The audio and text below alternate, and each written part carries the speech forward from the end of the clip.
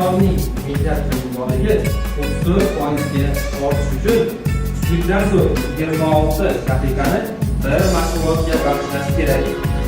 Ba'zi mamlakatlarda bu mashg'ulot hatto an'anaga tusiga kirgan. Faqat savol, bu qanday mashg'ulot haqida gapirmoqda?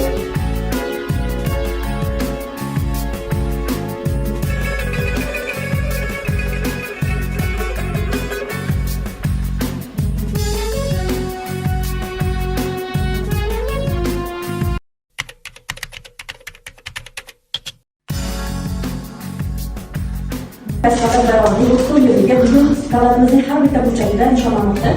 Shuning uchun ozgina slayd bor. Bayroq 1991-yil 18-noyabrda 8-sonli qaror bilan qabul qilingan. Bayroqning muallifi Farhod Yo'ldoshev. Bu yerda bizning birinchi va ikkinchi prezidentimizni bayroq yarashga rasmlarini va birinchi prezidentimiz Abdulaziz Komilovni arxivdan olingan rasmlarni ko'rishingiz mumkin. Bayroqdagi ranglarni ham bo'lsa, bayroqdagi moviy rang tiriklik mazmunini aks etadi. Mangu osmonimiz musaffoligidan olinib ko'p qilingan va buyuk sohibqirol Amir Temurning davlat bayroqlarida ham ko'p bo'lgan.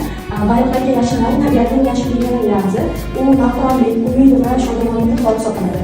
Bayroqdagi oq rang muqaddas tinchliklarni hisoblanadi. Qizil chiziqlar esa vujudimizda jo'shib Mahmadona ey eski olchoq, menga qadam tashlamoqni O'zbekiston yoshlari